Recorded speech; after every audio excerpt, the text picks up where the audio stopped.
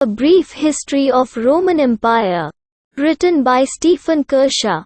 Chapter 1, External Expansion, Internal Implosion, Part 2. SPQR. In Cicero's day, Rome's governmental system combined a senate, various magistrates and several popular assemblies into what was designated Senatus Populusque Romanus, SPQR, the Roman Senate and people. The magistrates were usually elected for a one-year term and progressed through a series of offices known as the cursus honorum. After a spell of military and/or legal service, you would hope to be elected as quaestor. With potestas, the power, which all the magistrates had, to enforce the law by the authority of your office, along with financial and administrative duties. After this you might take an optional spell as tribune of the plebs, when you would benefit from personal sacrosanctity, the power of veto equals I forbid in Latin, and the right to summon the concilium plebis, assembly of the plebs, and put resolutions plebiscita to it. The social divide between the plebs and the patricians was most fundamental. At Rome, the patricians were a hereditary aristocracy of exceptionally wealthy landowners, and for a great part of Rome's history they had held all the legal, political and religious posts. Patrician rank was normally inherited, and the non-patricians, who were the vast majority of Rome's population, were known as plebeians, Latin plebs equals multitude. Tribunes were supposed to act as champions of the lower classes, but this happened far less often than it should have. You might, on the other hand, stand for the post of aedile, which would entail an obligation personally to finance things like the upkeep of the streets, the water supply or the arrangement of public games and festivals. Either way, you would hope that your burgeoning fame and popularity might win you the office of praetor. As praetor you received imperium, which took your power to a whole new level. Imperium gave you the right to command an army, interpret and carry out the law, and to issue orders and expect them to be obeyed.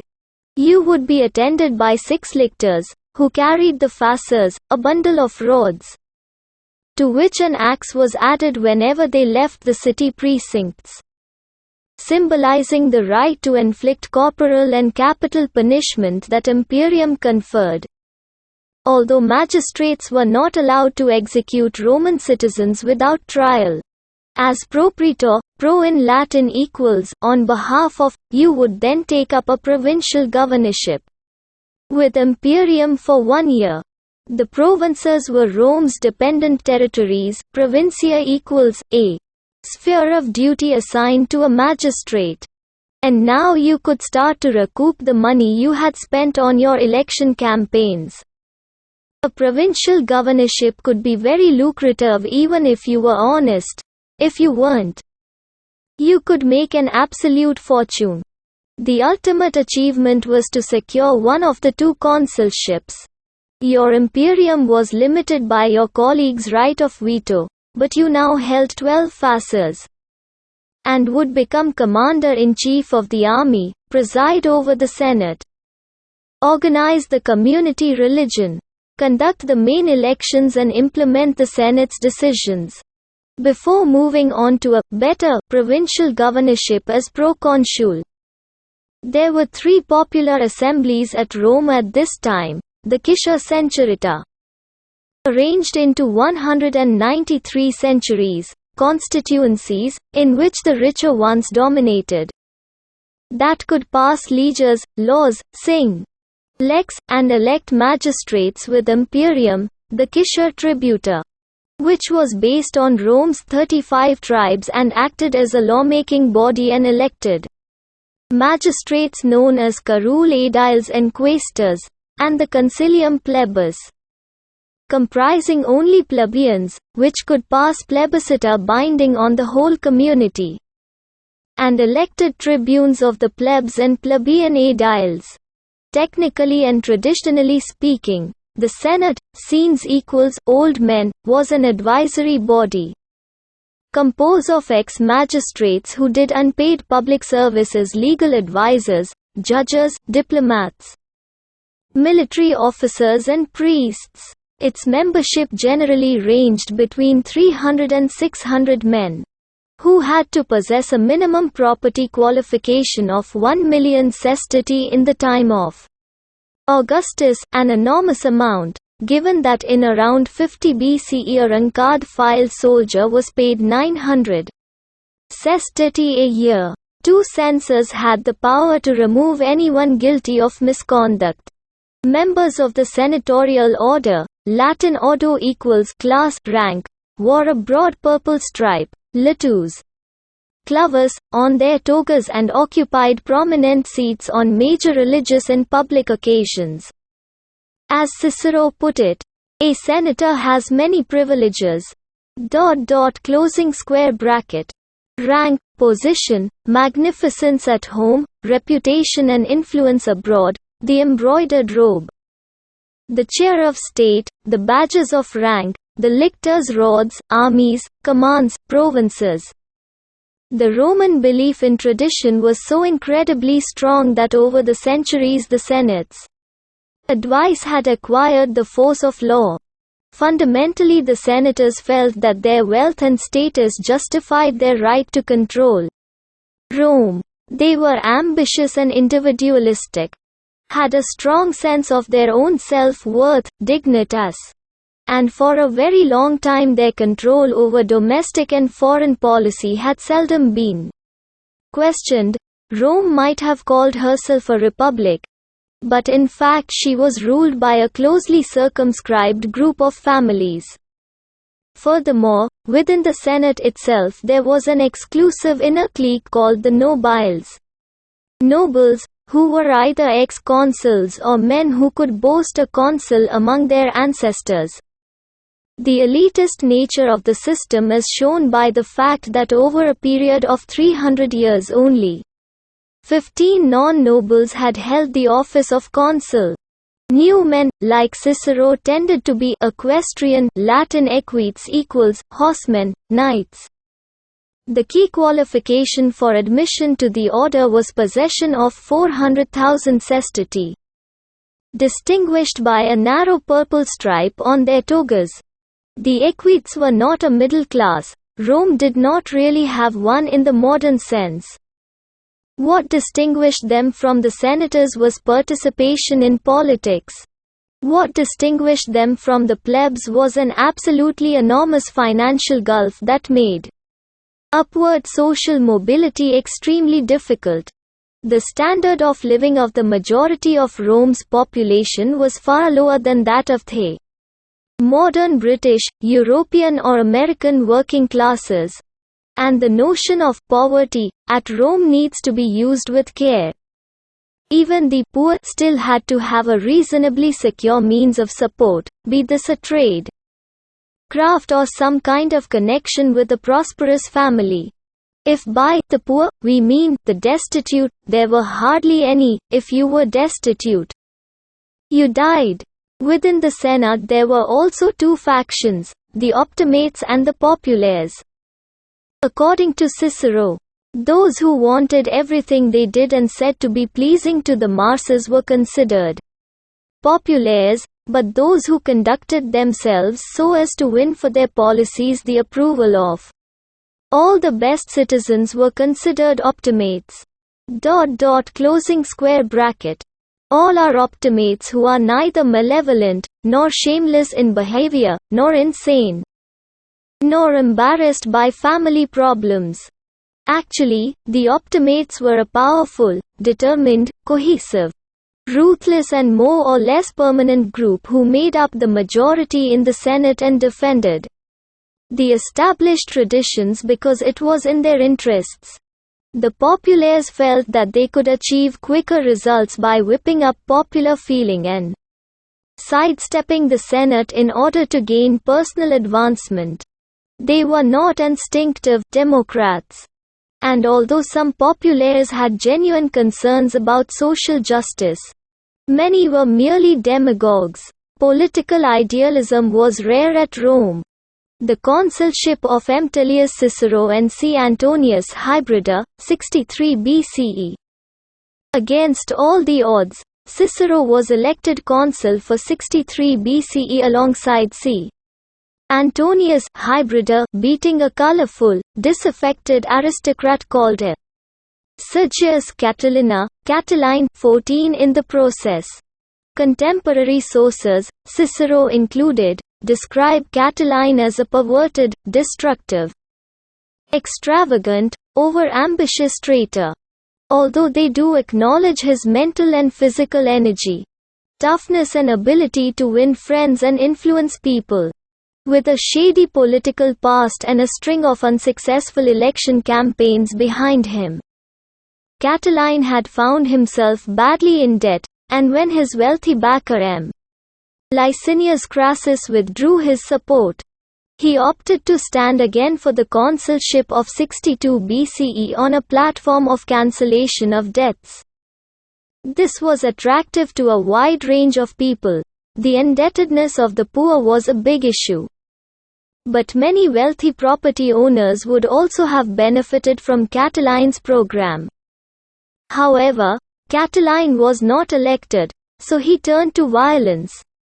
Amid armed risings and terrorism, Cicero exposed Catiline's conspiracy in the Senate on 21 October 63 BCE. And the Senatus Consultum Ultimum, SCU, the final decree of the Senate, empowering the consuls to see to it that the state came to no harm, was passed.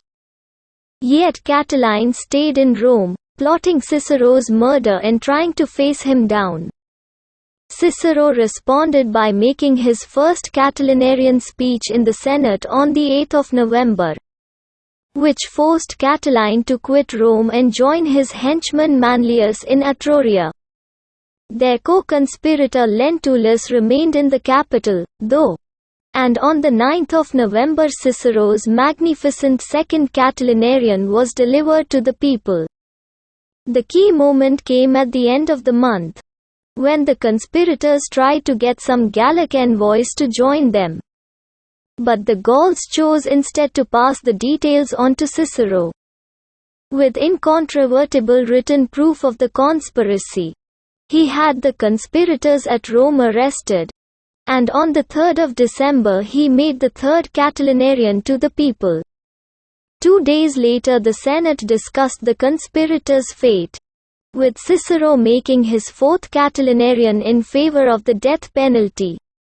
He got his way and oversaw their execution, famously responding to the question of what had happened to them with an elegant use of Latin's perfect tense, wicked equals, they have lived.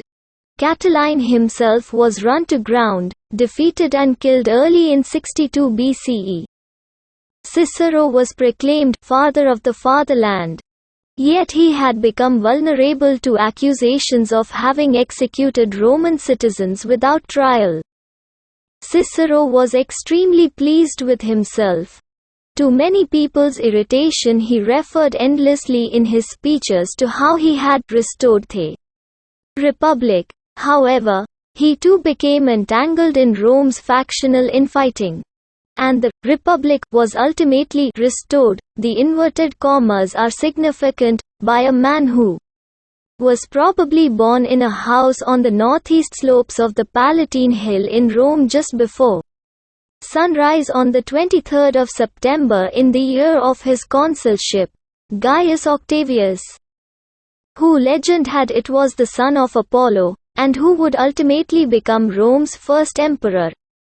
Octavius came from a family of small-town big men from Velletri, modern Velletri, just to the southeast of Rome.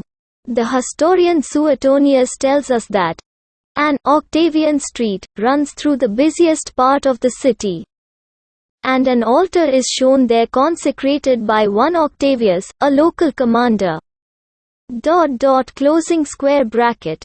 King Tarquinius Priscus admitted the Octavians, among other plebeian families, to the Roman Senate, and though Servius Tullius awarded them patrician privileges, they later reverted to plebeian rank until eventually Julius Caesar made them patricians once more. Some of Octavius' ancestors had held high office at Rome. Others had followed equestrian career paths. And his great-grandfather had fought in the Second Punic War. Octavius' enemies, Mark Antony for instance, wrote that his great-grandfather had been an ex-slave and a rope maker, and that his grandfather had been a money changer. There were also jibes that his father, also called Gaius Octavius, was a money changer who distributed electoral bribes. But whatever his day job, c. Octavius Sr. became a senator, held the praetorship in 61 BCE, and went on to govern Macedonia, courageously and justly by all accounts. Little Octavius' future prospects derived more from his mother Aetius' side of the family. She was the daughter of M. Aetius Balbus and Julius Caesar's sister Julia, making Octavius Caesar's great-nephew. Mark Antony also tried to besmirch Octavius' maternal line by alleging that his great-grandfather Balbus had been born in Africa and ran a perfumery and then a bakery. And Cassius of Parma also sneered at him as the grandson of a baker and a money changer. Your mother's flour came from a miserable Arician bakery, and the coin-stained hands of a Nerulian money changer needed it. 16 However, when Aetius' husband died suddenly on his return to Rome, Octavius was 4 at the time. She remarried to L. Marcius Philippus, who proved to be a safe pair of hands for the upbringing of the rather sickly Octavius and his 2 siblings, Octavia Major and Octavia Minor. The first triumvirate, Pompey, Crassus and Caesar. On the political front at Rome, no sooner had Catiline been dispatched than another scandal broke. Claudius Pulcher 18 was in love with Julius Caesar's wife, Pompeia, who was apparently amenable to his advances. As the wife of the Pontifex Maximus, her public duties included presiding over the all-women festival of Bona Dea, the Good Goddess, which was celebrated in Caesar's house. Claudius took advantage of Caesar's absence to infiltrate the event by dressing up as a woman in order to enjoy some quality time with Pompeia. Unfortunately, his voice betrayed him and he was indicted for sacrilege. Other allegations were made against him, one of which was incestuous adultery with his notoriously promiscuous sister Claudia, who could well be the lover of the poet Catullus, under the literary name of Lesbia. Caesar insisted that Pompeia was innocent, but still divorced her. I considered that my wife ought not to be even suspected, he said. At the trial Cicero annihilated Claudius' alibi, but still didn't secure a guilty verdict. And Claudius never forgave Cicero. Pompey now arrived back from the east. To considerable relief he disbanded his army before celebrating a magnificent triumph. But then he ran into a brick wall. He had 2 needs and 1 want: land for his veteran soldiers as their pension on demobilization, ratification of his eastern settlement and marriage into the family of the arch-optimate M. Possius Cato. However, the optimates closed ranks against him and prevented him achieving any of these. And he wasn't the only man to be frustrated. Prior to Pompey's eastern conquests, M. Licinius Crassus had been Rome's richest individual, gaining the nickname Dives, the rich. His dealings had made him the spokesman for a syndicate of equestrian tax farmers. The Pax Romana was expensive to maintain, and the Romans expected that their empire should happily pay for this continual peace and tranquility which benefits her. 20 Rome had a privatized tax collection system, administered by ruthless syndicates who would guarantee to collect a certain amount from a given province, but who were free to retain any surplus that they could exact. To make things worse, provinces that struggled to pay their taxes frequently resorted to borrowing. Unfortunately for them, the equestrian businessmen who lent them the money, an April of 48% was not unknown, were often the self-same people who collected the tax. However, on this occasion Crassus' syndicate had made a bad deal over the taxes of Asia, and they faced the prospect of merely breaking even.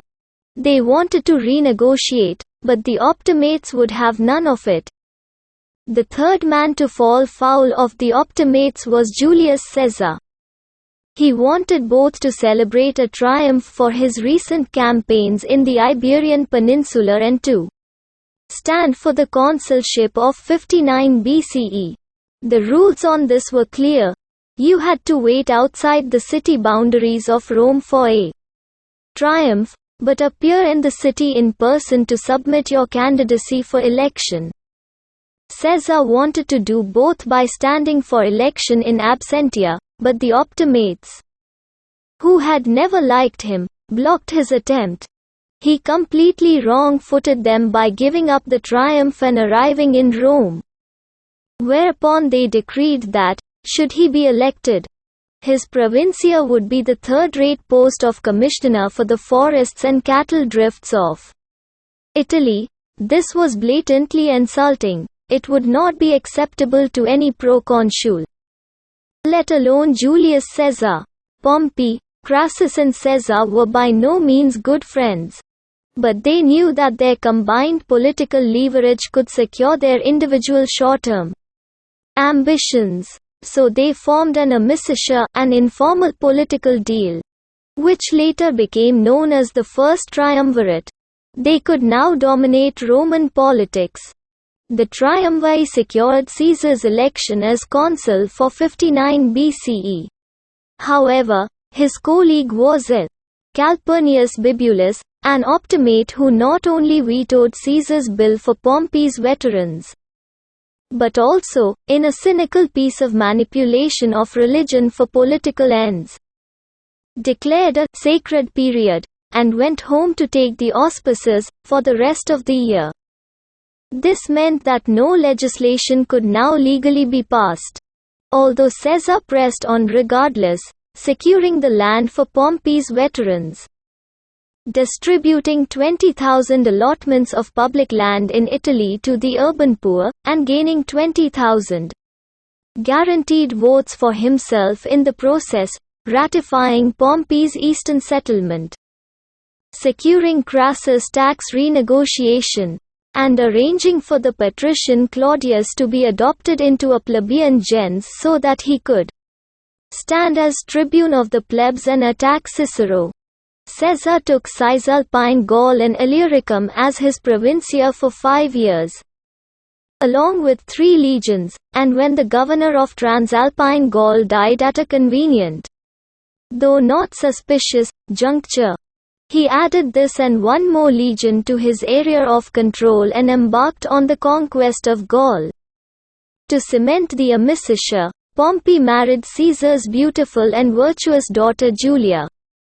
Claudius was elected tribune for 58 BCE and immediately made a proposal that any magistrate, obviously Cicero, who had put Roman citizens to death without trial should be exiled. The spineless Pompey, cowed by the violence of Claudius, who was perhaps being financed by Crassus, abandoned Cicero and kept a very low profile until it became obvious to him that Cicero was actually a very valuable asset. Pompey then sought to neutralize Claudius by organizing a gang under T. Annius Milo, and getting Cicero recalled, by a majority of 416 to 1 Claudius. Yet amid all the acrimony the 3 amigos still needed one another. Crassus hankered after military prestige. Caesar wanted to complete his campaigns in Gaul, which was conquered but not totally pacified. And Pompey was not guaranteed the support of the Optimates even if he broke away from the others. So before the campaigning season of 56 BCE they hammered out a deal at Lucca in Italy that gave them total control of Rome. Pompey and Crassus became joint consuls in 55 BCE. Crassus then took Syria for 5 years. Pompey got Spain for 5 years but could stay in Rome. Caesar's Provincia was extended for 5 years. And impressive building projects that included Caesar's Forum and Pompey's Theatre, Rome's first permanent stone theatre, were initiated at Rome. Thank you for listening. To get more audiobooks, please subscribe our channel.